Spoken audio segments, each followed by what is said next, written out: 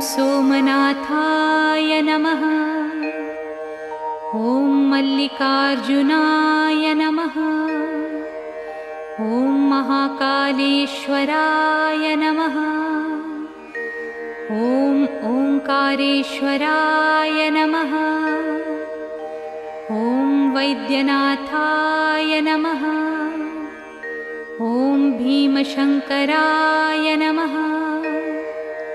ॐ रामेश्वराय नमः। ॐ नागेश्वराय नमः। ॐ विश्वेश्वराय नमः। ॐ त्र्यंबकेश्वराय नमः। ॐ केदारेश्वराय नमः। ॐ भुस्मेश्वराय नमः।